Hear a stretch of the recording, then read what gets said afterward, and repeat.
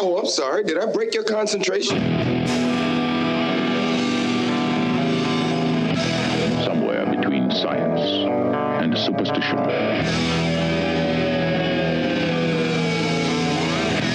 We have such sights to show you.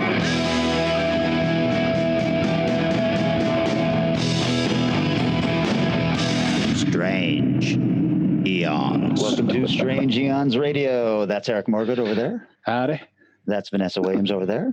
Hola. I am Kelly Young. Hey guys, crazy days, crazy nights.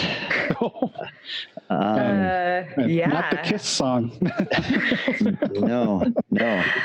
Seattle's an interesting place today. Rocking and rolling for sure. That's right. I feel like the virus has driven us all a little insane, and I'll leave it at that. Matches have been set and fire. Well, that's a little too literal. Sorry, guys. Right. Yeah. No, just lots of parts of our city on fire. Yeah. What else do you need to know? Yeah. Like, that seems like enough. Lots of very angry people. Yeah, justifiably angry. Yes. Yeah. So, I'm not going to disagree there. Yeah. It was Just definitely. don't hurt yourself. Get yourselves killed or hurt or something. Absolutely. Right. And, we're looking at potentially a multiple days of riding. So it was Friday night and Saturday night, I believe. So anyone out there who's thinking about going downtown Seattle, don't. I saw that this morning we record these, a little peek behind the curtain. We record these on Sunday, the episodes that you hear on Thursday. And this is the morning after a severe riot, looting, and protesting going on downtown Seattle. Like Vanessa said, cars on fire, building windows smashed, and those stores looted and stuff like that. I saw this morning that there are hundreds of volunteers down there cleaning up. Oh, that's so good. cool. That's good. So I did see that on the That's a news good last idea. night. There was some guy, because people were still jumping in and out of stores and grabbing stuff, and there was lots of smoke bombs and whatever going off to disperse the crowd. And there was a guy in a hoodie with a broom, just sweeping stuff up. I was like, "Oh, bless your heart! It's still happening." And he's like, "Hold on, guys, I got this one." You want stuff on the glass over here. It was quite sweet. In spite of all of that horribleness going on, there are still good people in the city who are down there right now cleaning up their mess. So that's awesome. I'm so glad to hear that. Yeah. So instead of looting and rioting last night, you guys, I watched a movie called Vast of Night. Me too. Whoa. Yeah. Let's talk about this. It's streaming on Amazon Prime right now. Okay. And it is cool, huh? Yes, it is. It sounds corny to say, but it's kind of a ballsy filmmaker's movie. Yeah. It's the way it's shot and the way it's lit. The pacing is just gutsy. The way versus the way movies like that are usually made, where it's a lot of cuts and things going on, and I've got to keep the action moving. It moves, but it moves very differently. It's a story set in the 50s where a strange noise or signal is being broadcast, and they're just trying to hunt down what this is. And I don't want to really get into spoilers because it's a really neat idea. I thought the writing was just stellar, and I thought the acting was great, and the cinematography. There is one shot that just winds through a building, outside and through town and everything on this one continuous shot. And it is so gorgeous. Well, while you guys were watching that, I checked out at long last Knowing, or the Knowing, Nicolas Cage. I was going to say the Nicolas Cage movie. Okay. Yeah. I was doing kind of a double bill with that and Dark City because it's the same director. Oh, that's the same director? Wow. I know. He is eclectic as hell. If you check out his IMDb, he is just all over the map. But The Knowing, I had not seen it before. And since I was about to do a kind of a panel on End of the World, which Eric may or may not know something about, I was like, oh, I haven't seen this apocalypse movie. Let's check it out. That is some batshit crazy. Yeah. It was it was, I don't know. It wasn't terrible, I guess. It was terrible in a different way. It was totally I was just watchable. say, yeah, because you've got Dark City, which I think is a still kind of an unheralded gem of an Sure. amazing film. He Yeah. also did The Crow. Then also you got Gods of Egypt and The Knowing, which Right. Gods of Egypt actually, like, it came across, like, a lot of people hated on it, but I think it was actually a pretty ambitious, interesting film. I don't think it was well written. And I think the story was kind of garbage, but like there was a lot of good in there that I think people just glossed past. I think Knowing's the same. I think there's some weird, random good stuff in there and a lot of crazy batshit weirdness. Well, so I'm trying to read between the lines. Is this a recommendation or no? I mean, if you're a completionist and you have to see everything Nick Cage was in, yes, absolutely. I am not one of those. I like Nick Cage a lot. I've liked a lot of stuff he's doing, but I do not need to see everything he's in. That is for sure. Yeah, I think my problem is I'm an apocalypse completionist at this point. So it definitely came across my radar as you should check out this film. This is one of the ones where in the apocalypse scenario, they go for it. I think that was kind of fascinating to me, but no, it's weird. I wouldn't say it's good. It's weird. There's a lot. I don't know why did anybody email us or message us in some way if you know what the black stones are all about, because that was never explained. No one remembers. No, you blocked it out. I haven't seen it. Oh, you haven't seen it? I've seen parts of it, but I didn't see the whole thing. It's worth watching for you guys, but really, yeah, why not? Jeez. It's not like Ghost Rider. Like, Ghost Rider, I was very excited about seeing, and I've been reading Ghost Rider since I was single digits. So I wanted that one to be good, but whew. I can't imagine it was. It had moments. Yeah. Ghost Rider looked cool. Yes. Yes. That's a big plus then. On the flip side, Dark City, which I haven't seen since high school, that was pretty fun. Oh, that's great. Yeah, there was a lot of good. I mean, I knew it was going to be good, but I was thrilled because I don't like noir, as you guys know. So I was really excited by all the stuff that pulled me out of the noir setting. So you watched that as well? Yeah, kind of back to back. Wow. Okay. I know that I like Dark City. I don't know that I love it like Eric does, but I think it's a pretty interesting movie. Yeah. Oh, I watched The Wretched, which I believe you've talked about before. Tell me what you thought. You recommended it last week, right? Oh, it was good. I thought it was how to say this without. This is not an insult, but it's going to sound like one. It struck me as one of those kind of films that's a great, for me, in the way I look at it, October Halloween kind of movie watching. Yeah, where it's good and it's fun. But it's not too much. You know, I mean, it doesn't really go. It's creepy and scary, but it's not uncomfortably level of going. Okay, I just kind of want to have the fun watching a scary movie tonight, and this movie destroyed me. This is not for me. It wasn't that. I thought it was really good, a lot of fun to watch, and very the vampire film. Fright Night. Yeah, very Fright Night. Not quite as much fun as Fright Night, but scarier than Fright Night. Yeah. So no, I liked it. It was good. Yeah. What'd you watch that on? Is it still a rental? Yes. Yeah. Okay. Yeah. It was a rental, but like a $6 rental or something, not a $20. Yeah, it was $6 when I got it too, and I felt totally fine with it. I was very satisfied with it. But I think that that's a perfect Shudder film. I hope that it goes to Shudder, and I hope that it gets a lot of eyes on it. Well, another thing I know Eric watched, and I don't know, Vanessa, if you bother to watch this, but the new season of Agents of S.H.I.E.L.D. just started up. I've never seen an episode, so I really can't jump in on this season.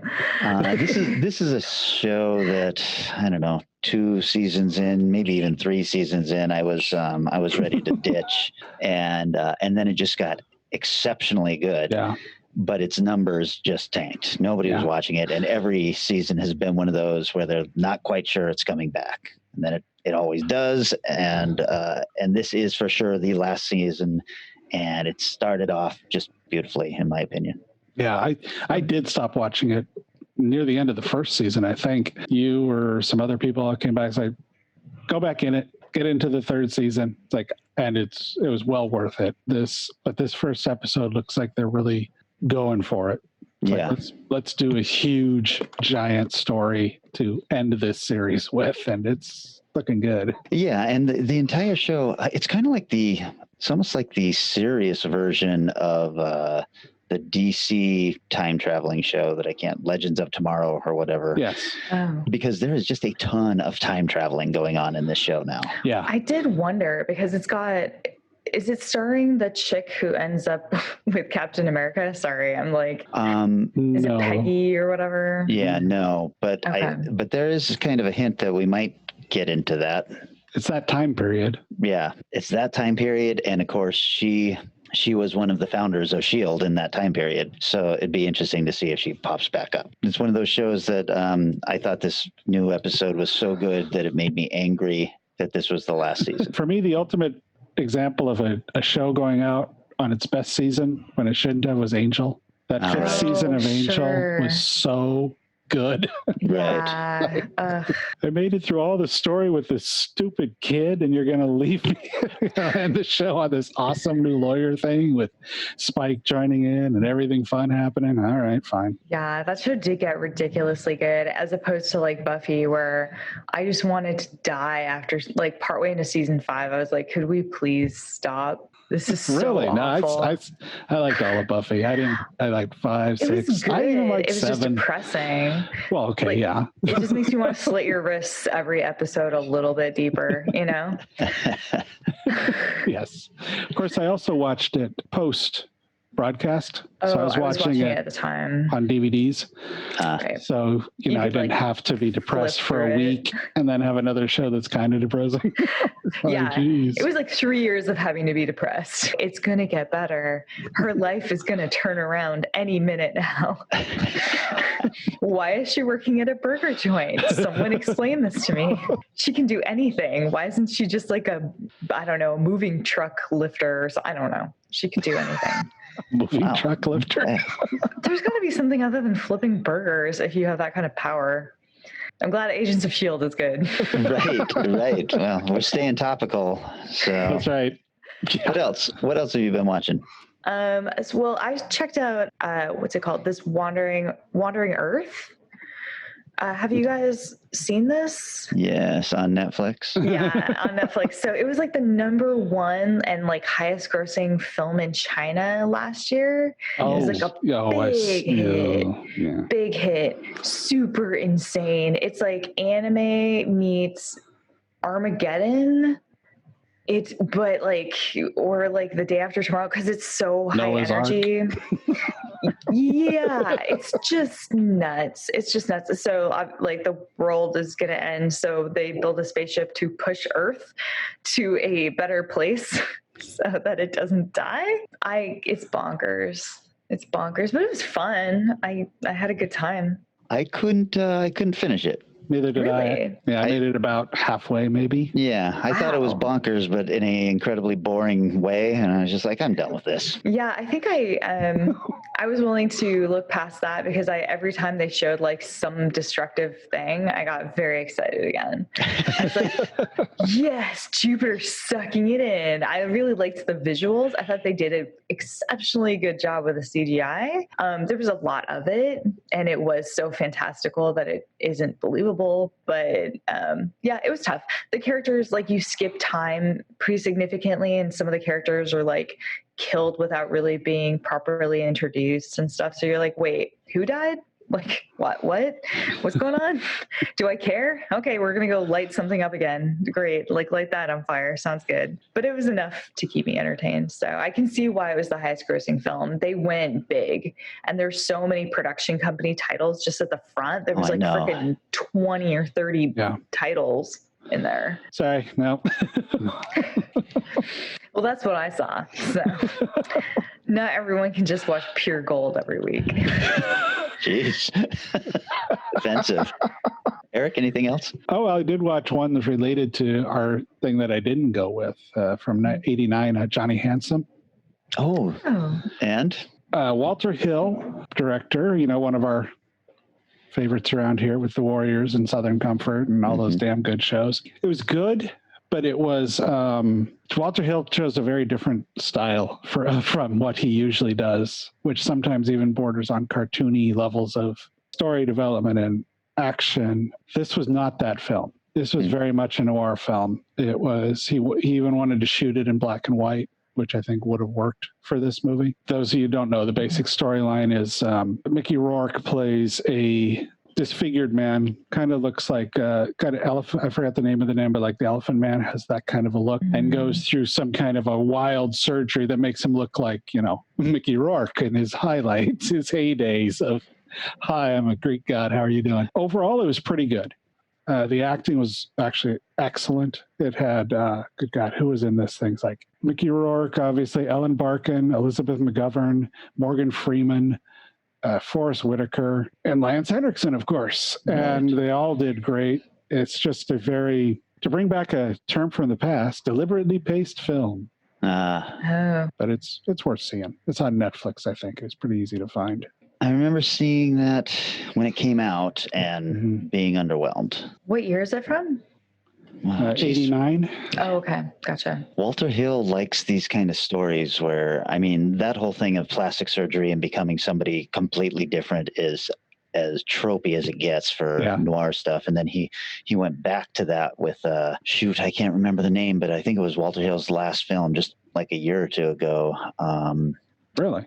Yeah, and it has, I can't remember her name either.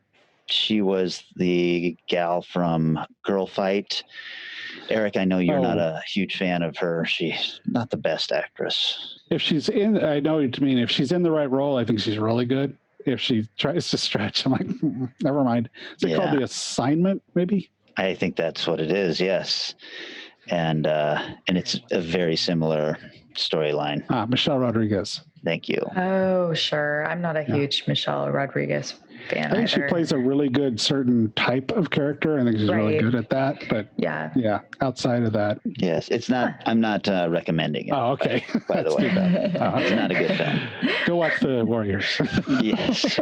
Warriors. 48 Hours or any other of Walter Hill's brilliant films. All right, guys. Well, should we take a little break? And when we come back, we will take a glance at Lance.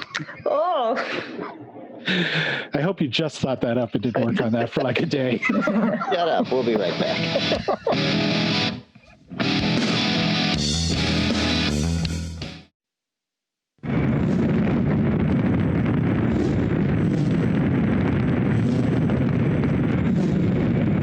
Extreme heat.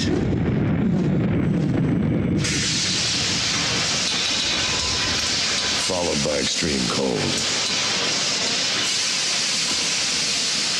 A punishing process, I'll admit, but a necessary one. Because to be the first in the world to create the ultimate smooth-tasting, full-strength beer, you have to be prepared to go to extremes.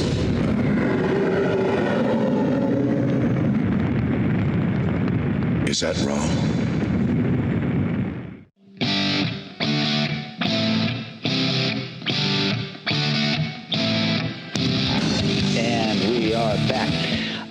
Eric, I didn't appreciate you making fun of my glance at Lance, but should that be the title of this episode? I think it just might be. All right. Ooh, beautiful. I also want to take just a quick step back. I probably should have mentioned this at the very, very beginning of this. I know I was tickled pink again to watch the bird land in Vanessa's hair. I know that a lot of viewers were very happy about this. Vanessa, I feel horrible. I just keep calling it the bird. I'm sure she has a name. She. His name is Loki. Loki. Oh, nice. Yeah. Very fitting. He is quite a troublemaker. I don't think he's aware of what he's doing, though. I think he's a lot more like, he's not trying to be sneaky about it. He knows. He heard his name. Woke up. Right. He's cool. I loved it, and now I can only hope that it will happen every episode. He's looking at me. It's hard to know. You got to stay tuned in, folks. Only way you'll know. The bird lands on my head, and then I have to remove it before it poops on me. I know. I'm just rooting for a poop right on screen. I think that's gonna finally tip us over into the thousands of viewers instead of hundreds. Dive bomb. It's only happened once so far, and it freaked. Like I'm okay with getting dirty. I'm like, I live in the woods. I'm like not afraid of just, getting messy. But that definitely was like, I have to be in a shower right the hell now. And I need this crap out of my hair, out of it. This is disgusting. So, All right, you guys, welcome to Bird Poop Talk on Strange Aeons Radio. Our topic this week was Lance Henriksen films. And this was my pick. I thought it was very clever. And I get to go first. So are you guys ready? Absolutely. Here we go. I chose a movie from 1989 with a interesting past. It is called The Horror Show. Come on, Janky. It's checkout time. Nobody's going to miss Max Janky, especially Detective Lucas McCarthy. Glad you could make it, cop. He was born bad and stayed that way. Nobody's going to miss Max Janky. We sent 50,000 volts of juice through that scum. Looks pretty dead to me, Professor. Because he hasn't gone anywhere. Lucas, I'm coming back to tear your world apart. You're dreaming! I thought you were dead. Damn it, Vinny, you scared me! I love you. Vinny, No! I told you I'd be back.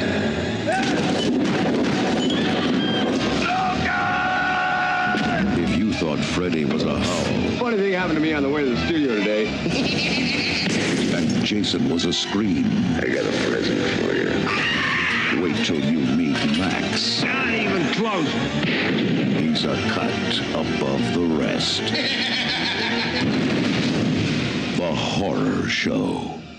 This is just the beginning. It is also known as House 3, The Horror Show.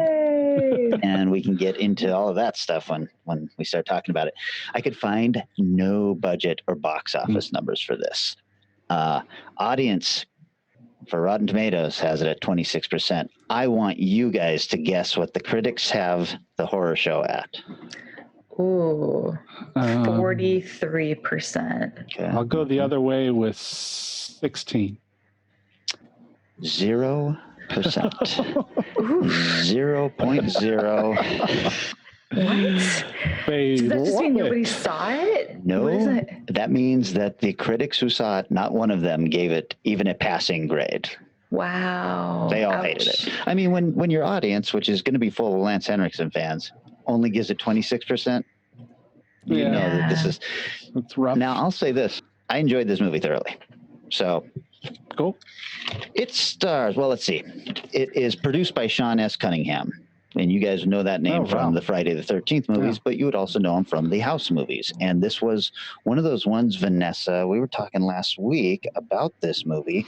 And I was like, why would it have been called House 3? And it was just all sorts of weird confusion that, they were just going to slap this with the House thing to keep the franchise going. But I found out that this was actually made as a House film. Are you serious? Yes. What? They changed it to The Horror Show because it was very, very gory, and it was really too intense, and it did not have the sense of humor that the House films had. Yeah, because they're definitely very fun and not quite slapstick, but close. So Right. So this was directed by James Isaac, and that is after the original director, David Blythe, was fired after 1 week of shooting. Oops. Yikes. Creative differences. Yeah. James Isaac, he is responsible for Pig Hunt, Jason X, Skinwalkers. So he's done some, big budget horror films, not exactly great horror films, but David Blythe, the original director, was mostly TV stuff, and Mighty Morphin Power Rangers seemed to be his specialty. So I'm not sure how he would have even ended up with this in the first place, and there's no real reason given for why he was taken off. This was written by Alan Smithy. You guys familiar with this guy? Doesn't he usually direct? This was the first time I had seen this as a writer's name. The real writer was Alan Warner, who's done a couple of TV shows, and that was it. And then apparently felt strongly enough about his script and this not being what he wrote that he argued against his name on it and got it. And just for those of you who don't know, Alan Smithy is a name that is used mostly by directors who feel that their film was taken away from them and recut in a way that did not follow their original thing. And it's not something that a director can just decide to do. He has to prove to the Directors Guild that this is not the film he made. And the Directors Guild then makes a ruling on whether or not they can use the name Alan Smithy. I think Dune was probably the largest budget film to get that done too, that I know of at least. Everybody knows that David Lynch directed Dune, but when you watched it in the theaters, it said directed by Alan Smithy. Yeah. Wow, I did not know that. And that name has now become popular enough that I believe there is a new name. I don't think that they use Alan Smithy. I think that the directors use a different name now. A little bit of history there for you. It stars Lance Henriksen. Hey! Yeah. You know him from every fucking horror movie in the 80s and 90s and a million conventions. Yes. It also stars Brian James, who you will recognize mostly as Leon from Blade Runner. But he was also in The Fifth Element, Silverado, Red Heat, 172 film credits. Also stars Rita Taggart, who is from Mulholland Drive, and a Little Movies I Loved with Robbie Benson called Die Laughing. And Dee Pfeiffer from Frankie and Johnny and Falling Down. The other writer on this, sorry, I should have got back to the writer. So besides Alan Warner, Leslie Bohem, who had done Nightmare on Elm Street 5, Daylight, Dante's Peak, Taken, not the Liam Taken, the Spielberg miniseries Taken. Do you guys remember that one? The UFOs. That was a pretty big deal. In this, man, let me just say this. This is a bonkers movie. Lance is a police detective who finally catches this horrific serial killer who is Brian James, and his name is Meat Cleaver Max. So in the beginning, we see him catch this guy, and then he's there for his execution via electric chair. He's in the room with them. Now, most of the times when you see these, because I think this is how it actually is, the guy in the electric chair is in one room with the, police officer who pulls the thing or whatever, and then any viewers are in a separate room that's got a window that looks into this. But I don't know if it was for budgetary reasons or just for this story thing. They put all the people in the room with him, which seems like, you're going to get a smell that you probably were not expecting because they, electric chair cooks you. Well, this electric chair really cooks him. They pull the switch and and they let it up, and his eyes pop open, and he goes, "That it? That just gave me a hard on." And so they pull the switch again, and he's frying and everything, and he's screaming, and he breaks out of the chair, breaks out of the straps. He catches on fire, and he stumbles towards Lance and says, "I'm going to ruin your life," basically, before he finally falls down. And Lance is a little bothered by this. At one point, he is talking to somebody, and he says, "He didn't go down easy. I'll give him that." Nobody says, "Wow, I've never seen anything like that in the history of electric chair executions." Nobody says anything like that. They just are kind of like, "Oh, that was different." What happens when and this is not explained how, but what happens is he dies, and his spirit goes through the electricity of the electric chair and into the board, and then through the telephone wires and down into the fuse box at Lance's house's basement, where it explodes out of the fuse box and goes into a furnace. Freddy Krueger style, one of those big furnaces that's on fire down in your So basement. is he fire or is he electricity? Well, this might be part of the reason people aren't sure how they feel about this film. That's not explained, Vanessa. Gotcha. All right. I'm trying very hard to stay with you. Right. During the film, you're feeling the exact same way. You're like, what? Okay, I'll just go with this because now he's just haunting this house. And it does become a haunted house movie. So maybe that's why they thought it was going to be called House or House 3. Sure. There's not your typical haunting going on. Lance has a daughter, who's played by Dee Dee Pfeiffer, who is screwing around with some young kid who Lance doesn't want her hanging out with. Well, he's hiding down in the basement, and she comes down to visit him, and they have a little ass grab session, and then she's like, I got to get back upstairs. She goes upstairs, and then Meat Cleaver Max shows up looking like her. Whoa. And squeezing the guy and kissing on him and all this stuff and saying, let's do it down here and everything. And he's all for that until he pulls his head back and it is now Brian James' face in this young girl's body. It's frightening as fuck, and not in a, oh my God, that's terrifying. I am so uncomfortable right now. And then he takes the meat cleaver out of nowhere and kills the boyfriend.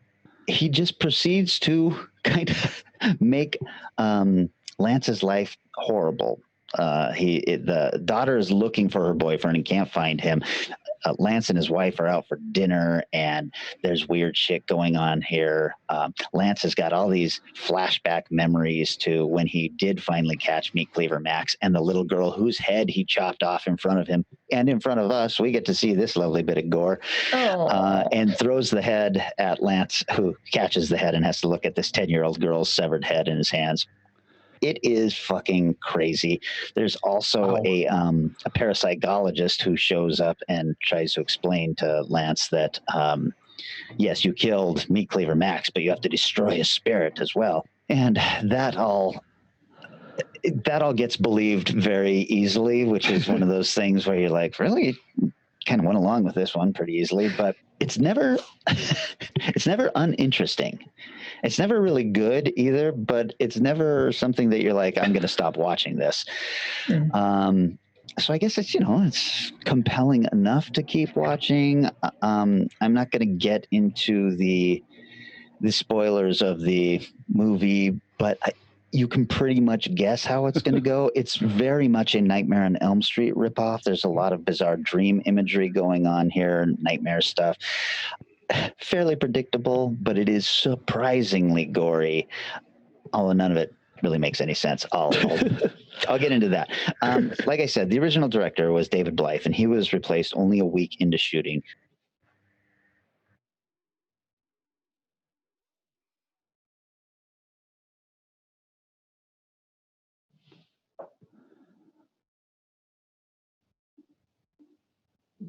Well, he was taken off. He was forcibly taken off and replaced. Yeah.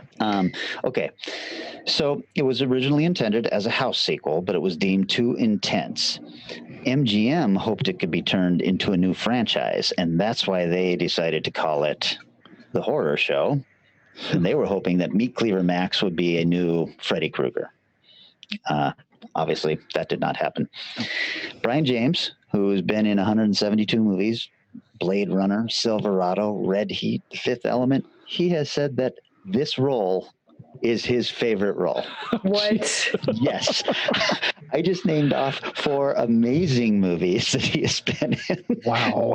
And that doesn't touch the other 168 movies he's been in. This is his favorite role. Or was his favorite role because Brian James passed on. This movie was heavily, heavily edited to get an R rating.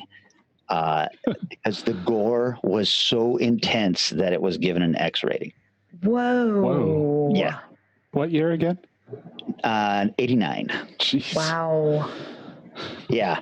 So, God, this was a hard, even though this was my genre pick, this was a hard one to go through because there were so many movies that I was like, oh, I really want to try that one. You know, and I watched Omen 2 again just because I love him as the cadet instructor there who's quietly helping Damien come of age. And passed on that only because I thought this is too big. Everybody's seen this movie, and the role is perfect. And it's also weird to see Lance in 1982. He's young and he only looks like he's like 70. His withered face. Yeah, there is just so much character in his face. I will say this: I am not disappointed at all that this is the movie I chose. I think that this is definitely worth a watch for anybody who's into Lance, especially. As a horror fan, if you haven't seen this, I think you're missing out a little bit. There's some shocking gore in this. So, what if you were a House fan? Well, I would say if you're a horror fan, you're probably also a House fan, and so you might like this. Now, if you're a House fan for the comedic elements, they are nowhere to be seen in this film. Yeah. So, no pizza delivery. There's no even no Vietnam flashbacks. Well, there's a lot of flashbacks in this, which I always think is kind of the sign of a bad film. But there's no even little like another movie star just showing up. There's no Norm or Cliff from Cheers showing up in a bit role or anything like that. So it doesn't have anything that would make you think that this should be a House movie. So weird. I mean, like, I feel like all the House movies are very, very strange anyway, but I don't know. I'm intrigued. You've kind of sold me on it. I think you'll like it just for how bizarre it is. But there's none of the fun that the House movies are known for. So, okay, next. Yeah. So I guess I'll go ahead and jump in here. Kelly, while you chose not to go with Omen with the young Lance, I went with 1979's The Visitor. There's something. I can't explain it, Raymond. There's something wrong inside, something terrible. No, she scares me, Raymond. There's something, I don't know. She's my baby, my little girl.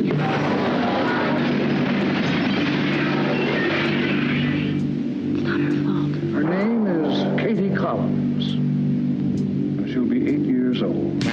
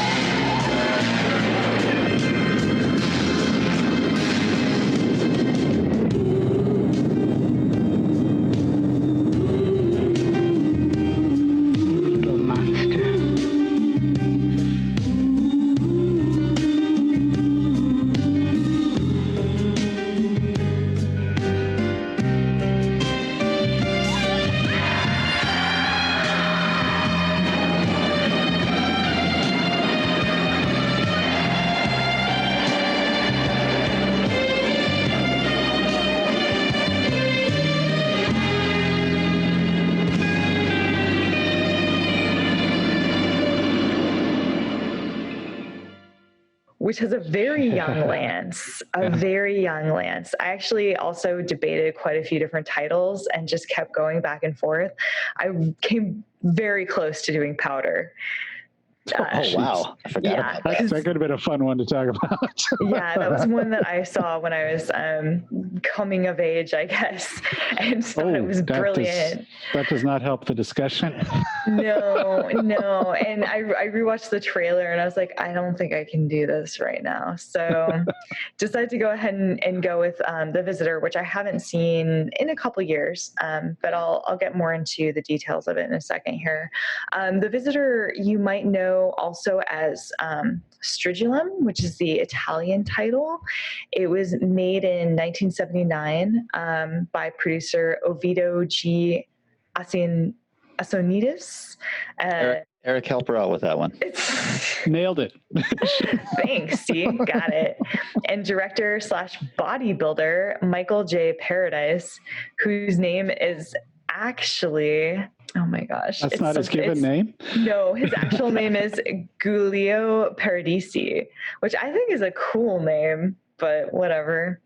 It was banned and almost never, saw the light of day. It was not shown in the United States. It was not allowed on U.S. soil until it resurfaced in 2010 with Code Red Pictures, and Alamo Draft House noticed it.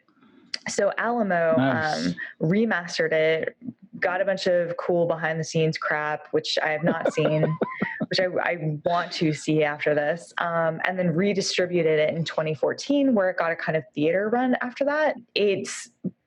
So I can't say that the budget, I don't know what the box office on it is, because I think it was only really released in Italy and Spain, and it was re-released in the US, but I just couldn't find any numbers on it. The original budget is $800,000, and it's got a Rotten Tomatoes score of 78% critics and 44% audience.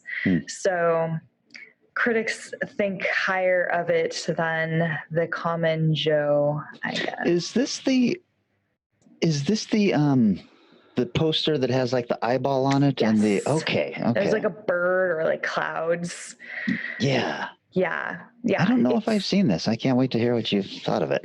Absolutely. So it's a very 1970s psychedelic style film. A lot of cool, neat stuff in here, but I can see why people might be turned off by it. So the idea of it actually really came from the producer, Ovidio. He was an Egyptian-born guy, became an Italian entertainment executive, and he has a ton of films under his belt. So he's sort of known for his B horror rated films. Sorry, my writing is bad. Including, you guys might know him from Beyond the Door, Tentacles, Piranha 2, and he did a lot of joint ventures with American International Pictures, so he got a lot of films out into the US that wouldn't have otherwise made it here. The writer, Luciano Camisi, he's not really well known.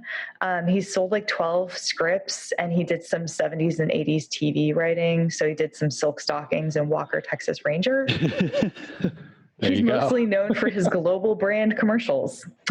So fantastic. It's good work if you can get it.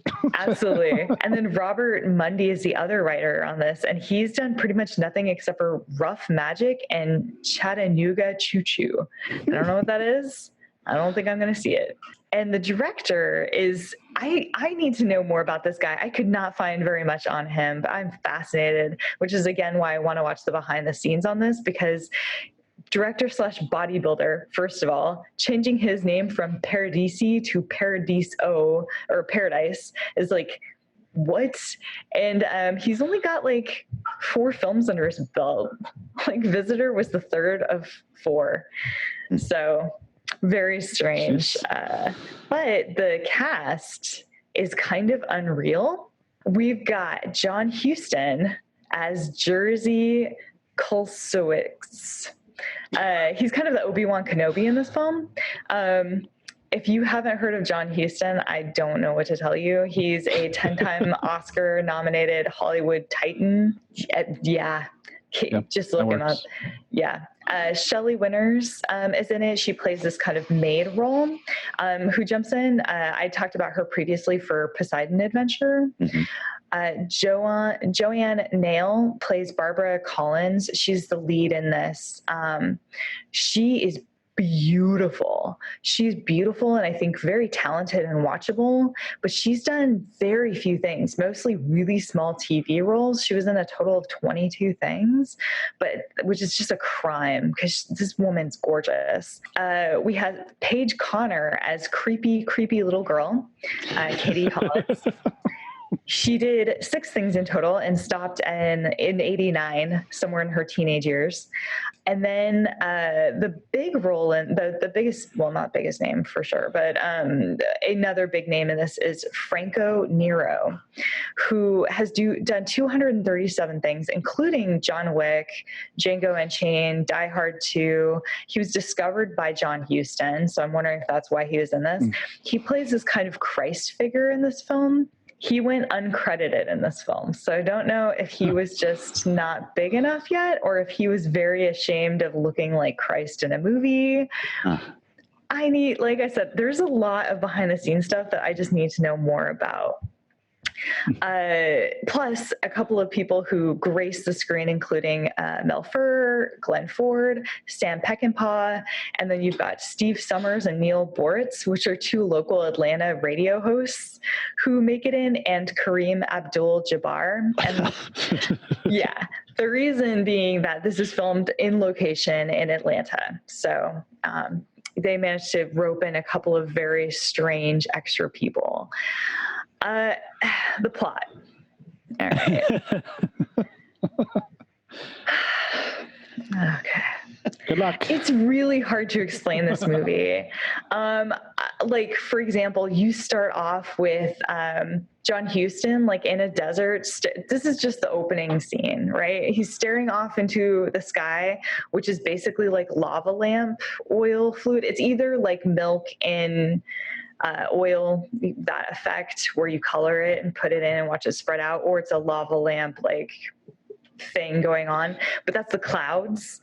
And he's staring off into the distance, and a robed figure is coming towards him, and it stops and the robe falls off, and it's this little girl, but like it's a prosthetic little girl, and she's got like big eyes, and she's just covered in like giant snowflakes, and then she kind of like disintegrates and like flies away. So that's the opening scene. You're just like, what is happening right now? Then we cut into a bunch of bald kids listening to essentially hot Jesus, a very Caucasian Jesus, blonde hair, blue eyes, talking to them, giving them a story. And the story is pretty pivotal. And I think I only really understood it by writing it down. And it's so important to the story that I think if you gloss this part over, the rest of the film is very confusing, which makes sense because the first time I saw it, which was in a local theater we have in town, Grand Illusion, I had no clue what was going on, and I really didn't remember this movie very well. And it wasn't until this screening that I was like, oh, that's what's happening. So the little bald children hear the story of Satine. Satine is an evil being who is a prisoner on a ship being transported, and he escaped via a spaceship. He went to Earth and was hiding out. He is a mutant, not a mutant, a mutant with psychic powers, which he is using to spread destruction and death. A commander named Mavid has come to stop him, and the way in which he stops Satine is with a flock of birds. But Satine turns into an eagle and kills all but 3 of the birds. He takes over those 3 birds and uses them to impregnate Earth women. Those women then have his descendants, which all live out this legacy of spreading contamination throughout the cosmos. There. Now you know the film. Welcome to the world of The Visitor. Well, wait a second. Is that the story that the guy is telling, or is that the story of the film? Both. Oh, okay. So this is a continuation of Satine's legacy, right? So Satine has infected this little girl who's 8 years old. She's the daughter of this beautiful, wealthy, single mother named Barbara. And Barbara's being courted by Lance Henriksen, the owner of a Atlantic basketball team. So, so you have these 2 different stories going on. You have on one level, this kind of very like late 70s, early 80s feeling, super stylistic, American wealth meets like super 70s Italian style filmmaking with these crazy shots and crazy setups. And there's a lot of playing Pong, like early Pong. So, Video game? Yeah, the video game. So there's like a lot of like, cool, we're rich and we have a pool in the middle of our mansion house and we have Pong. Watch out, world. So you've got on one level this kind of like consumerist, highly beautiful, wealthy family situation, and then you have this otherworldly, batshit crazy, like flying through the sky, bright lights, John Huston universe. Okay.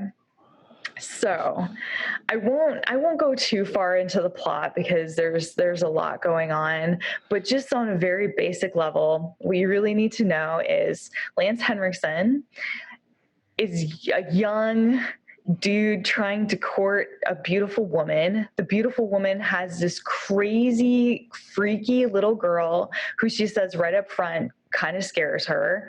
The little girl's clearly in touch with dark forces. You know this because she has a bird that she controls / is and uses it to attack anybody who threatens her. And she can change things from one thing to another, which she chooses to change like a present she gets on her birthday into like a handgun, and then goes, mommy, check it out, throws it onto the ground, and it goes off and disables her mom. And she gets in a fight with some dudes in an ice skating rink and then throws them out of the rink. So you can tell she's evil. Right, for sure. Meanwhile, on the other side of things, we've got the Visitor, which is John Huston. He has decided to come to Earth from his other dimension. He's in search of Katie, and he is a force of good and on a mission of basically taking this evil spirit and bringing it back to his realm. So he goes and he like takes an airplane though. So he comes off an airplane from the other dimension, I guess, and goes and like rents like a abandoned building and has a bunch of his monk dudes who wear like matching tracksuits, like help him set up shop on the roof. I'm not sure what he's doing there. He's trying to like build, I don't know what he's doing. He's building something that talks to space, and he wants to get the little girl so he can save Earth. So, yes, that's the right response. The other plot, going back to the other plot, so Barbara she becomes disabled because her daughter shoots her with her magic gun, and she's going around in her wheelchair. Things become really intense because Lance is not just her boyfriend. He is actually kind of the lackey for this like board of directors who have this secret goal of impregnating Barbara with another child, because her womb is like Satine's special place where any child she has will have like superpowers and be like a child of Satine, and they want her to have a little boy, so they want her to just keep reproducing. So they've hired Lance to seduce her, marry her, and have a kid with her. But Lance is failing because she has gotten out of a marriage in which it just didn't go well. She already has a kid she's terrified of, and she's like, I'm not marrying you, I'm a modern woman. And so they're like, Lance, we gave you a basketball team, why haven't you come through for us? And so they take matters into their own hands, and shit just gets completely wild. You have like the kind of blending of roles where the Visitor comes down, John Huston shows up, and he's like, I'm going to babysit your daughter for a night. Have a good time at a dinner. You guys. And so like Lance is like, you know, infiltrating the life of this little girl, trying to find ways of bringing her up. And in the meantime, like the little girl is becoming more and more dangerous. The mom is refusing the call, and therefore gets in this really crazy scene. And I really don't want to say too much more about like where this film goes, other than there's this crazy scene where she's in this like wheelchair mobility seat that takes you upstairs, and her daughter's pissed at her, so she like drags her upstairs and then pushes her down the stairs and then puts her in the mobility seat. The mobility seat goes up to the next floor where Lance is waiting with like a piano wire kind of thing and wraps it around her neck and then pushes the button. She goes downstairs and she starts to become like decapitated while her daughter's laughing at her. That's some crazy shit. Then birds attack. So, and not just one, like hundreds. This film is, yeah.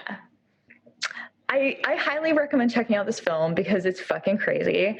I think it's actually a lot of people like come down on it and say it's basically ripping off The Omen and The Birds, but I don't think it is. I think it's its own weird fucking thing that happens to use some tools that other movies also use. The things I like about it, it has this crazy music that feels like Dario Argento's like Goblin-esque kind of music. It's like a really heavy, like 70s sounding tune. I just wish there was more of it because it's the same one over and over again, and they never get a second song, which is annoying. Pong is fun. The Visitor, old John Huston playing Pong and having an existential conversation with Katie, the creepy like evil child, and he's like, I think I'm getting the hang of it. Perfect. Beautiful. The girl's super creepy. They did do an amazing job. It's almost too bad this girl didn't go on to do much else because I think she nails the role of terrifying little girl. And they even use that trick that they have from Blade Runner where they reflect a lot of light in the eyes so you know something's wrong. Like it almost covers the pupil so you can't connect. And they use this trick a lot on this girl so you can tell there's just something freaking wrong with her. And they just go full bore on that kind of 70s Italian style. There's a lot of cool angles, a lot of great shots, a lot of really interesting locations. You're never, like, even when they go to the shopping mall for the little girl to go skating, it's this freaking awesome architecture. Like, it's just insane looking mall thing. And things I don't like, it's a bit long. It's very over the top when it comes to emotions, much like many other Italian films. Like you can tell the mom's in distress at one point because she's like just going in circles in her wheelchair over and over and over again, which comes across as stupid looking. So that could have been done better. The dialogue is super stilted. It's really meandering. It's really like not anything anyone would ever say. So that's a little frustrating. And one final criticism I have is the birds at the end could have been something other than a giant flock of pigeons with one special dove that they keep cutting to. I kind of wish it had been like a million different birds or something. I don't know. I felt like the pigeons really let me down. And Lance, so as far as the Lance Henriksen role, I feel like he's probably pretty underused in this film. But it's interesting because I think it's a very different role than I'm typically used to seeing him in. He's basically playing this sleazy, like, underling guy who doesn't have any power and he's kind of useless at what he's meant to be doing. He's like a super weakling, and I'm not used to seeing Lance Henriksen in that kind of a role. Usually you see him as like a grizzled police officer or detective or, you know, a bad guy, but in this he's like just a failure, which is interesting. Also, watching Lance Henriksen young is very strange. Very strange. Young, hot boyfriend who owns a basketball team. Fucking crazy. So anyway, that's The Visitor. I hope this brought you insight. I may need a moment or two to... I just feel like, okay, as somebody who's watched this film possibly 2 or 3 times before, I don't think it was just the once, and had no clue what it is, I hope that I brought you some kind of insight as to what is happening in this freaking movie. I'm going to check it out. You should. I don't think I gave anything away, honestly. Even with what I just told you, I don't think I gave shit away. I pass you the baton, Eric. Tell me about your Lance Henriksen experience. Flaming baton. I went with a much more subdued film. It's 1991's The Pit and the Pendulum. The Spanish Inquisition, a time when religion was fear. There is one faith, and all else is sin. Innocence meant death. And love was lust. I'll need to leave my thoughts.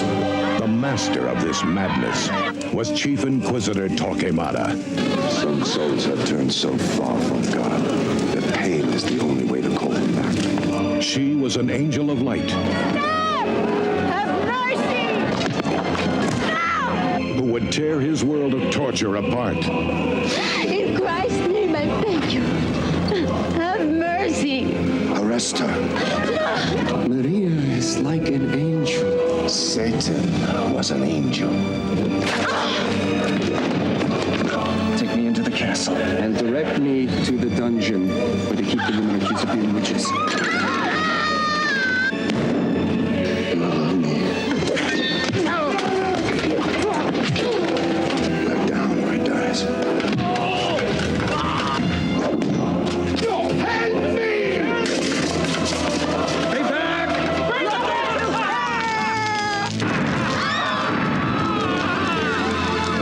Now, from mankind's darkest age, comes evil's ultimate weapon. Razor sharp. The pit and the pendulum.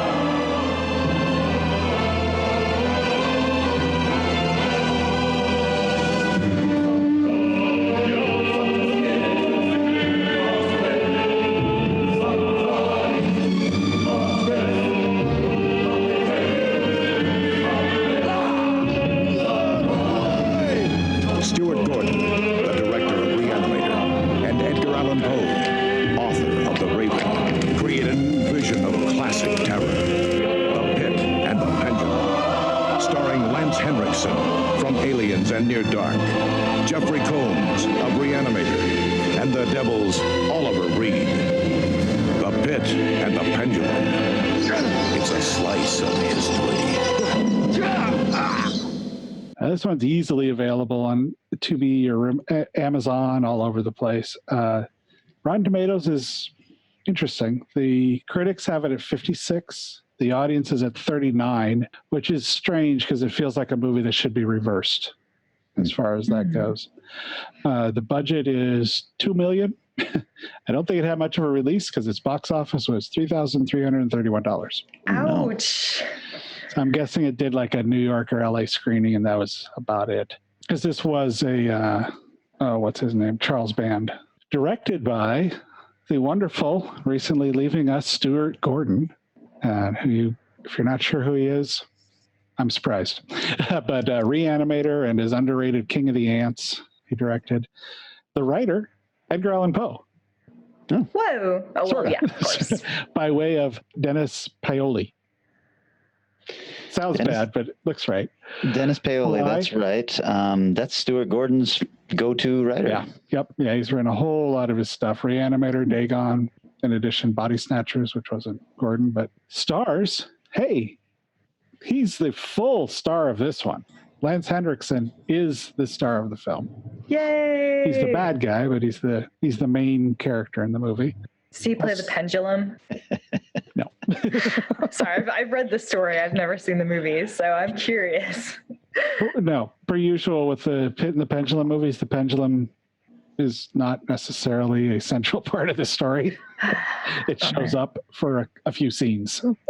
Also starring Rano Darici, who's the lead female in this, who maybe did 3 things but seemed to completely, utterly disappear. Tried to find out, I don't know if she passed away really young or what happened, but she just like poof shortly after this film. Also had Stephen Lee, who's been in War Games, La Bamba, all the TV shows. You've definitely seen him. Mark Margolis from Breaking Bad, Kojak, and Pi. So that gives you an idea of how long he's been acting. And a couple other heavy hitters you've probably heard of. Jeffrey Combs, who's in most of Stuart Gordon's productions. And Oliver Reed shows up as the Lance's boss, the Cardinal. Oh, wow. In a very fun, over-the-top performance for Oliver. So the film is set in 1492 in Toledo, Spain. It depicts the cruel deeds of... It's not a direct translation of The Pit and the Pendulum, really at all. But it's based more on the Torquemada, who was a Spanish inquisist Inquisitor. Inquisitor, thank you. He was the Grand Inquisitor of the Spanish Inquisition in real world. He's actually a real person. The movie starts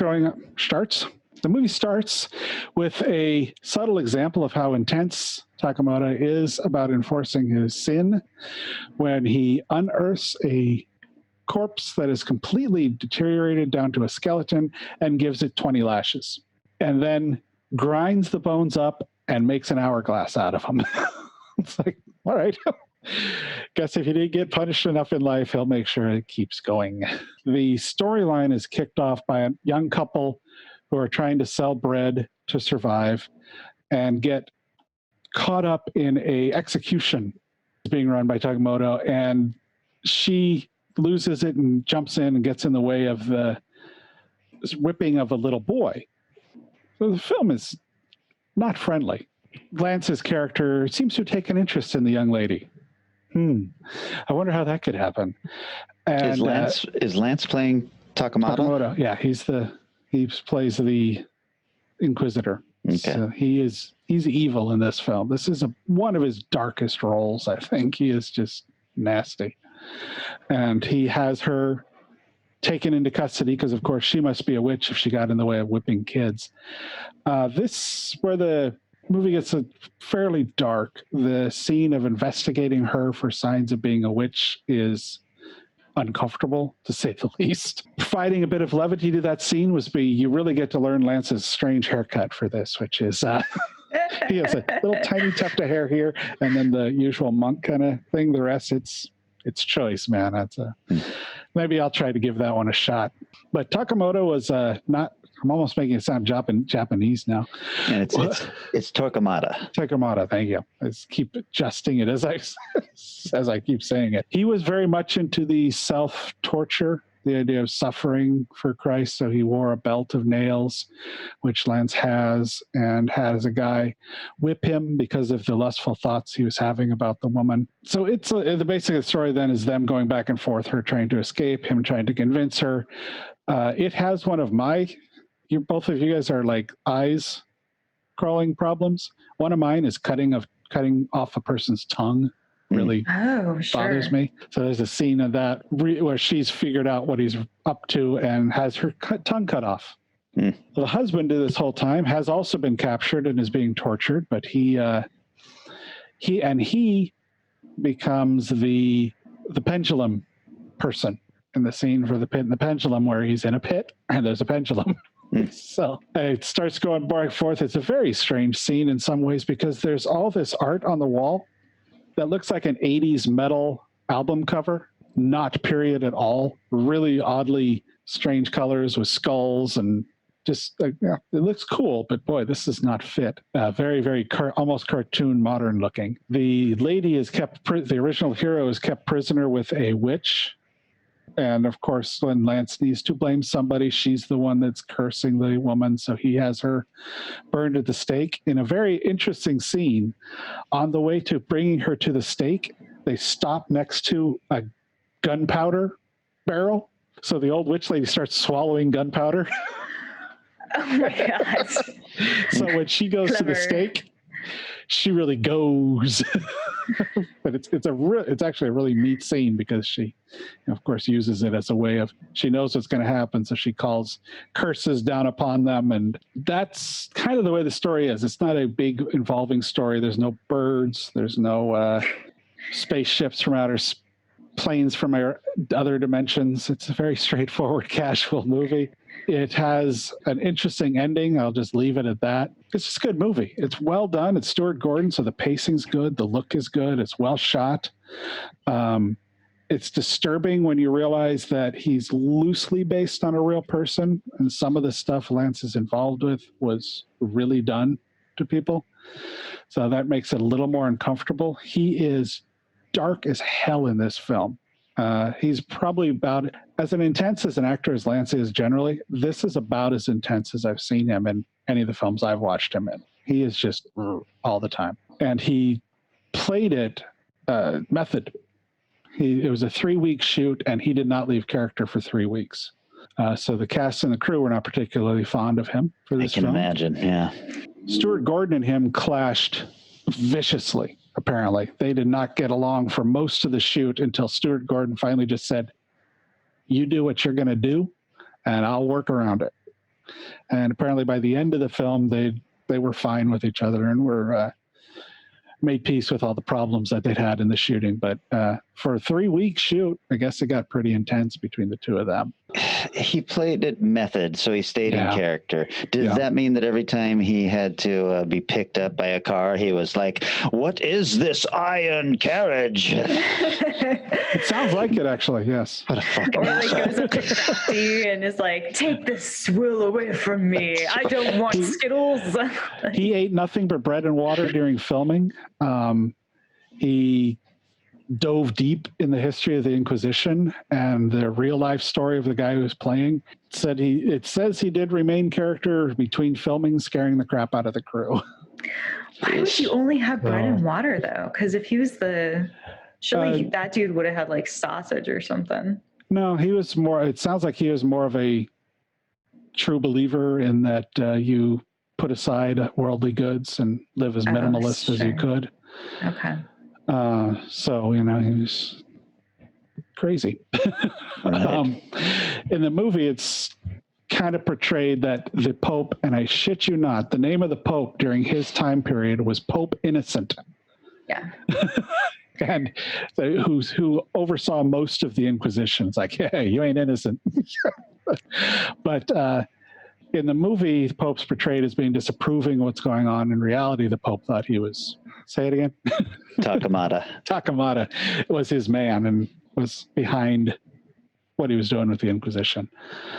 Let's see what else. Little notes here. Originally, Stuart Gordon wanted Peter O'Toole in the lead. Why not? But that ended up getting shoot ended up getting canceled entirely. So that then after that, the producer tried to get Anthony Perkins to play the role, and eventually just led to Lance. They didn't go All into roads details. lead to Lance. That's right. Like I said, it was shot in about 3 weeks in September and October of 1990. But as a Lance fan and a Stuart Gordon fan, I had never seen this one. So this was a lot of fun to watch. It's good. It's not great. I mean, it's Charles Band, so it's got the weirdness of Charles Band films, where you can tell it's not a huge budget, and for him, $2 million is probably the upper edge of what they shoot at. So it looks good. It's well done. The acting is all solid. So mostly solid. Lance is a lot of fun. So if you're a Lance Henriksen fan, or a Stuart Gordon fan, or Jeffrey Combs, who's very strange in this film, I would recommend checking it out. Strange for Combs? Right. He's got these weird, like, bottle bottom glasses on through the film. He's one of the lead. He's the guy in charge of the people that are torturing the people. Oh, okay. So he ends up being kind of a good guy, but he's weird. But Jeffrey Combs does weird well. I'm putting this down on my list then too. I want to see both these films. Yeah, it Nice. sounds awesome. Well, all right. So that was our Glance at Lance show. There's so many glances you could take at Lance. I mean, it was hard to choose. Yeah, This was a pretty good topic, I guess. Yes. Yeah, definitely a lot to choose from. Speaking of choosing, I believe it's Eric's turn to shoot. That's right. Yeah. To dive into the realm of films that I find bizarrely interesting for whatever reason. In the early 90s, when I discovered Scarecrow, I started just saying, well, let's see how bizarrely far films can go and still be good. So I was thinking we should do extreme content films where the extreme makes the film, as opposed to a lot of films that are just about the extreme. That's just what the movie is. It's just over-the-top violence and gore, and it really doesn't make a difference to the storyline of the film. This is one where the film, an intense film, where the violence and the over-the-top make it better. Okay. Mountain Dew extreme horror. That's right. Only for you, Eric. Only for you. Doesn't have to be torture porn. As a matter of fact, I'd recommend that's probably not a good route to go to find a film where the violence makes the movie. You'd have to go very early torture porn. Well, all right, guys. So that's what we're. Real quick, a couple no movies. Partially because I know neither one of you are huge into the super intense ones, and these get mentioned at every one of these. Serbian film and Salo. 120 Days of Sodom or whatever. I would say if you haven't seen them, you're probably good to go. Okay. If you haven't already seen them, you probably would have searched them out and watched them if you wanted to. But I'd say let's not do either one of those because those are always in the top 5 of every list of these kind of films. I have seen just enough of a Serbian film. Yes. I have not seen any of a Serbian film. Salo's been on my list on and off for a while to look at just to see what the fuck. But I will not choose it. Yeah, that's rough. Okay, so that's what we're up to next weekend. And if all goes well, we are hoping to record this one in person, but we'll see how that all works. Once again, thanks to everybody who's reaching out, commenting, liking, sharing, all of that stuff. We really appreciate all that. Along those lines, thank you for the great comments on spoiler concepts and how you, our regular listeners, feel about them and everything. That was really cool to see so many people comment on that underneath the last show. So yeah, cool. Thanks. That was great. Yeah, really appreciate everything you guys are doing for us. Can't say it often enough. All right, guys, that's the show. So we will be back in 1 week with a full show, and then I think in just a couple of days for another short Aeons. Yep. All right, see ya. Bye. See ya. Our podcast is recorded at Eric's house, and Vanessa's house, and Kelly's house, and is engineered and edited by Eric Morgret. Our theme music is Strange Aeons Part 1 by the band Nightshade and is used with permission. Find Strange Aeons Radio on Twitter, Instagram, Facebook, and wherever fine podcasts are found.